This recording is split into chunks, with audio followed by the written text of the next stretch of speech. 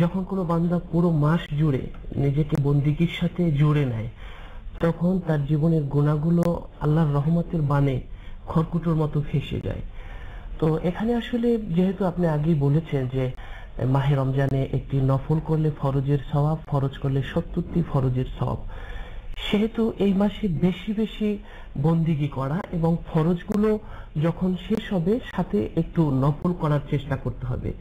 কারণ হলো আমরা দেখে থাকি কোন দোকানের অথবা কোন অফিসের কর্মচারী যদি নিজের কাজ করে ওভারটাইম কিছু কাজ করে, দীর্ঘদিন পর্যন্ত তার কাজের বাহিরে যখন অতিরিক্ত করতে থাকে, এক সময় সে মালিক তার প্রতি খুশি হয়ে যায় এবং একটা ন্যাক দৃষ্টি তার উপর রাখে।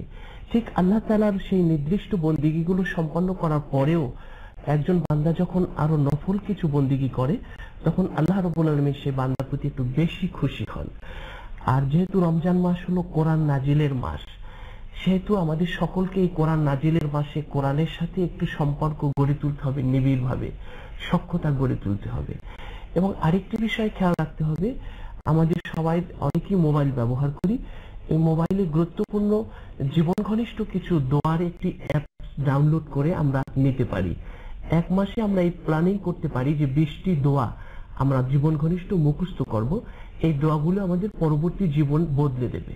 ধন্যবাদ আপনাকে। আমরা এই যে বিভিন্ন অপশন গুলো, অ্যাপস গুলো, এগুলো নিজেদের মোবাইলে ডাউনলোড করে আমল করতে পারি, সেই আমলগুলো যেন আমাদের ইখলাসের সাথে হয়। ওমা উমিরু ইল্লা লিয়াবুদুল্লাহ মুখলিসিনা লাহুদ্দিন। আমি মাওলানা মোহাম্মদ আব্দুল শাকুরকে প্রশ্ন করতে চাই যে পরিপূর্ণ সওয়াব এবং এই সওয়াবগুলো কিভাবে আমরা লাভ করতে পারি, এই বিষয়ে আমাদের করণীয় কি কি রয়েছে? পরিপূর্ণ সওয়াব লাভের জন্য আমাদেরকে মৌলিক কয়েকটা কাজ করতে হবে। প্রথমত আমাদেরকে রোজার নিয়ত করতে হবে। নবী সাল্লাল্লাহু বলেছেন, লাম ইউজমা সিয়ামা ক্বাবলাল ফজরি ফালা সিয়ামা লাহু। ফজরের আগে যদি সিয়ামের নিয়ত করা না হয় তাহলে তার সিয়াম নয়। ইহা ছাড়াও আমরা অনেকে মনে করি যে শুধুমাত্র খাবার দাবার থেকে যদি বিরত থাকি তাহলেই সিয়াম হয়ে গেল। বিষয়টা এমন নয়। নবী সাল্লাল্লাহু বলেছেন, মান লাম ইয়াদা কাওলা জুরি ওয়াল আমালা বিহি ফালাইসা লিল্লাহি হাজাতুন ফি আন ইয়াদা তুআমাহু ওয়া শারাবাহু। যে ব্যক্তি পাপাচার ও অনাচার থেকে বিরত থাকলো না, তার খাদ্য এবং পানীয় পরিত্যাগ করার কোনো অর্থ হলো না। অন্য হাদিসে এসেছে, নবী সাল্লাল্লাহু বলেছেন, রুব্বা সাইমিন লাইসা লাহু মিন সিয়ামিহি ইল্লাল জু'। অনেক রোজাদার আছেন যারা খাবার দাবার পরিত্যাগ করে আসলে কোনো সওয়াব পাচ্ছে না, শুধুমাত্র সে তৃষ্ণা এবং ক্ষুধা অনুভব করছে। ও রুব্বা সাইমিন লাইসা লাহু মিন কিয়ামিহি ইল্লা সাহার। অনেক তাহাজ্জুদগার আছে, কিয়ামুল লাইলকারী আছে, রাতের বেলা জেগে সে কিয়ামুল লাইল করতেছে, কিন্তু সে সওয়াব লাভ করতে পারতেছে না। শুধুমাত্র সে উগুমা থাকলো, ঘুমাইলো না, এটাই তার হলো, কিন্তু কোনো সওয়াব সে পাচ্ছে না।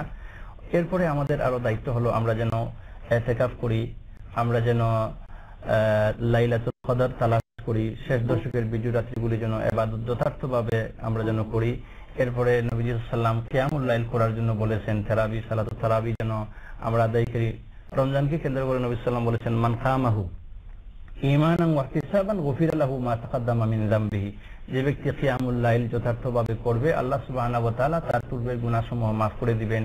এরপরে আমাদেরকে কোরআন শরীফ পড়া, বোঝা, আমল করা এবং কোরআন শিক্ষা দেওয়া, শিক্ষা করা শ্রেষ্ঠ আমল বলা হয়েছে, সেই কাজগুলি আমাদেরকে করতে হবে। নবী সাল্লাল্লাহু আরো সেহরি দেরি না করার জন্য, সেহরি দেরি করে খাওয়ার জন্য বলছেন, আর ইফতার দেরি না করতে বলেছেন। এই সময় হয়ে গেল, সঙ্গে সঙ্গে যেন আমরা ইফতার করি। এই বিষয়ে সেলিম হোসেন আজাদী, আপনি জানেন ওই সব ঘটনাগুলো এবং যিনি বললেন মাওলানা মোহাম্মদ আব্দুল শাকুর সাহেব যে আমাদের কি কি করণীয়, এই করণীয়গুলোর মধ্যে কি সীমাবদ্ধ থাকলে হবে নাকি মানুষের হিংসা বিদ্বেষ পরিত্যাগ করতে হবে? কেউ যদি হিংসা করে, পারস্পরিক হিংসা করে সমাজে বিশৃঙ্খলা তৈরি করে, তাহলে তার রোজার বিধানটা কি? রোজা রেখে আসলে যদি হিংসা পরিত্যাগ করতে না পারে, তাহলে আসলে প্রকৃত সেই রোজাদার হওয়া কষ্টসাধ্য হবে।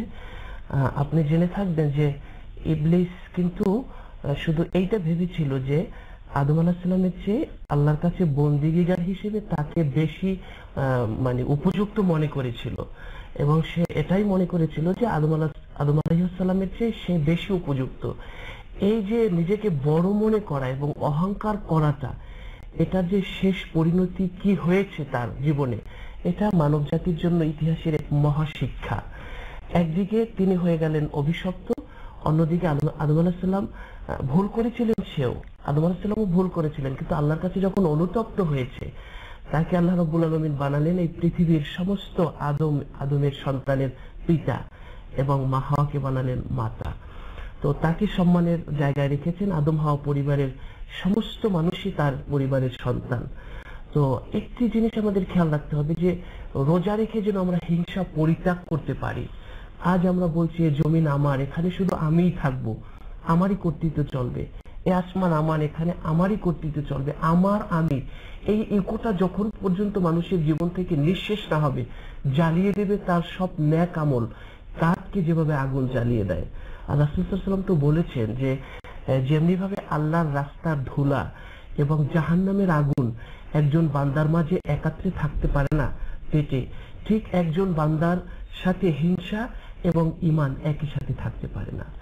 আচ্ছা, এই যে এই খাবার দাবারের ব্যাপারে আমরা দেখা যায় একই সাথে ওই ডান হাত দিয়েও খাচ্ছে, বাম হাত দিয়েও খাচ্ছে ইফতার করার সময়, বা রাস্তাঘাটে দেখা যায়, অন্য কোনো সময়ও দেখা যায়, রোজার পরেও দেখা যায়, আগেও দেখেছি যে অনেকেই ডান হাত আছে কিন্তু ডান হাত থেকে বাম হাত দিয়ে খাচ্ছে। এই বিষয়টা আমাদের কিভাবে স্মরণে রাখা দরকার? হুজুর পাক সাল্লাল্লাহু আলাইহি ওয়াসাল্লাম ইরশাদ ফরমান যে তোমরা বাম হাতে খানাপিনা করবে না, কারণ বাম হাতে খায় শয়তান। সুতরাং শয়তানের পদাঙ্ক অনুসরণ করা কোন মুমিনের উচিত নয়। অতএব আমাদের উচিত ডান হাতে সবসময় খাওয়া দাওয়া করা, বিসমিল্লাহ বলে আল্লাহর নাম নিয়ে, আল্লাহর রহমত বরকত হবে এতে সন্দেহ নেই। এবং বাম হাতে যেহেতু শয়তান খায় এবং পান করে, অতএব শয়তানের এই অনুসরণ থেকে আমাদেরকে বিরত থাকা অপরিহার্য। মাওলানা আব্দুল শাকুরের কাছে আবার আসছি যে এই যে আমরা